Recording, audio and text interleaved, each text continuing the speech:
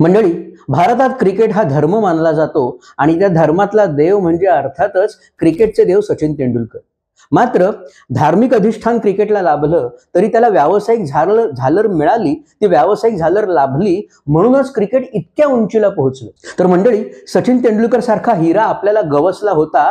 तो हिरा आपल्या कर्तृत्वाने क्रिकेटचं मैदान गाजवत होताच, पण या सगळ्याला एक आर्थिक अधिष्ठान प्राप्त करून देणारा जो अवलिया होता ना, तो अवलिया क्रिकेटशी संबंधित नव्हता, तो एक व्यावसायिक होता। मात्र त्या अवलियाने आपलं स्वतःचं व्यावसायिक कौशल्य वापरून क्रिकेटमध्ये स्वतःचा असा काही मार्क निर्माण केला की तो मार्क आजही पुसला जाऊ शकत नाही। होय मंडळी, आज आपण बोलणार आहोत ते एका मार्क विषयी, ज्या मार्कने क्रिकेटला व्यावसायिक दृष्ट्या अशा उंचीवर नेऊन ठेवलं। मंडळी, आज आपण बोलणार आहोत ते भारतामध्ये व्यावसायिक क्रिकेटची मुहूर्तमेढ रोवणाऱ्या वर्ल्ड टेलचे संस्थापक आणि सचिन यांचे घनिष्ठ मित्र आणि हितसंबंधी मार्क मस्कारेन्हस यांच्याविषयी।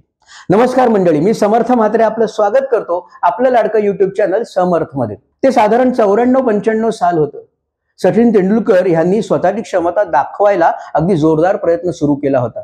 सचिन यांच्याकडे त्या दशकातील खूप मोठा फलंदाज म्हणून बघितलं जात होतंच, परंतु त्यासोबतच सचिन यांची जबरदस्त प्रतिभा जोखली ती एका व्यावसायिकाने, आणि तो व्यावसायिक होता वर्ल्ड टेल या कंपनीचा संस्थापक मार्क मस्कारेन्हस। आणि if you are good at something don't do it for free हे ब्रीदवाक्य घेऊन तो भारतीय क्रिकेटमध्ये उतरला।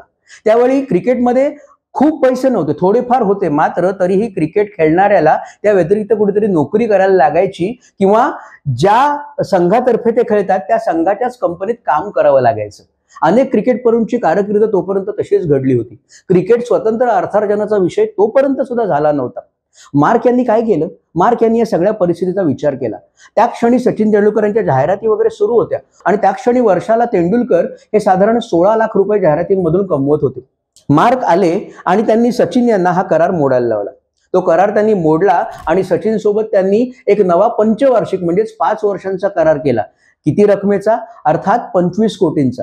म्हणजे बघा मंडळी, वर्षाला तेंडुलकर जिकडे 16 लाख कमवत होते, 5 वर्षात 1 कोटी 1.25 कोटी एवढी रक्कम झाली असती। मस्कारेन्हस यांनी त्यांना 5 वर्षात 25 कोटी देऊ केले।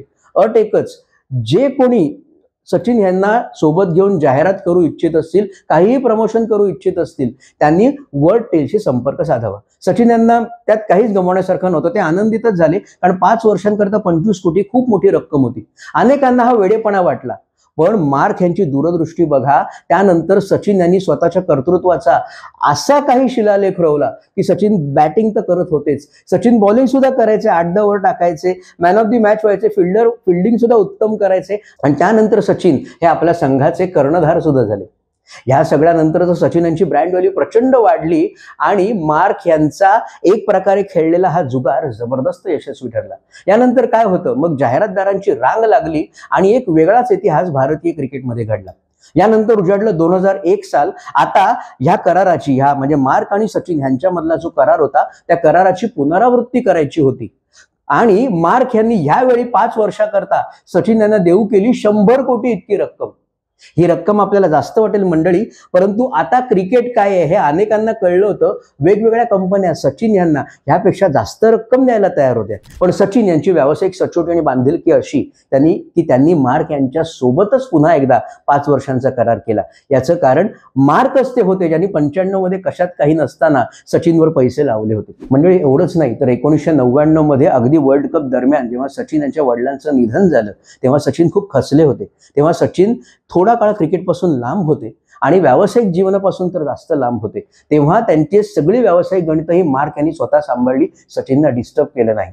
आणि सचिन जोपर्यंत स्वतःहून बोलले नाहीत की आता मी तयार आहे, तोपर्यंत मार्क थांबले, आणि नंतर मग पुन्हा तरी मार्क सचिन सोबत आपल्या जाहिरात मोहिमा सुरू केल्या। हे सगळं सचिन यांना माहिती होतं, त्यामुळेच त्याबद्दलची कृतज्ञता लक्षात ठेवून सचिन यांनी मार्क यांच्या बरोबरच पुढचा करार केला। आता घोडदौड होणार होती, पण नियतीच्या मनात काहीतरी वेगळंच होतं।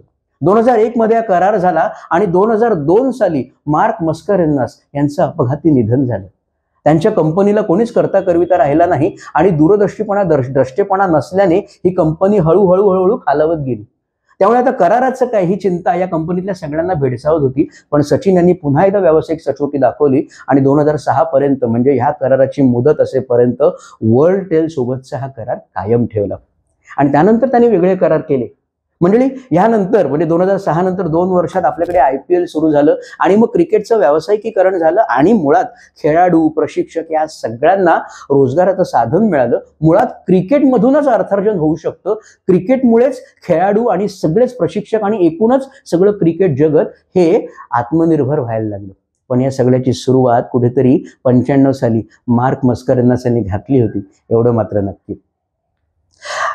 आज मार्क यांची आठवण काढली आणि कारण अशी काही माणसं असतात मंडळी जी प्रत्यक्ष त्या प्रक्रियेशी संबंधित नसतात, मात्र त्या प्रक्रियेला ते इतके जाणून असतात की त्या संपूर्ण प्रक्रियेमध्ये, त्या फ्रॅटर्निटीमध्ये ते स्वतःचा खऱ्या अर्थाने मार्क निर्माण करतात. Mark, this is for you. Thank you. मंडळी, अशा वेगवेगळ्या व्यक्तिमत्वांविषयी जे आपल्या व्यक्तिमत्वाने, आपल्या कौशल्याने एखाद्या जगामध्ये काहीतरी छान असं ॲड ऑन करतात, काहीतरी छान असं देऊन जातात, अशा व्यक्तिमत्वांचा धांडोळा घ्यायचा असेल तर आमच्या सम अर्थ चॅनलला, यूट्यूब चॅनलला जरूर लाईक, शेअर आणि सबस्क्राईब करा आणि आमच्या फेसबुक आणि इन्स्टा पेजला फॉलो जरूर करा. कारण या धर्तीवरचं जे सर्वोत्तम ते वेचून आपल्यासमोर सादर करण्याचा आमचा प्रामाणिक प्रयत्न सम अर्थ. धन्यवाद.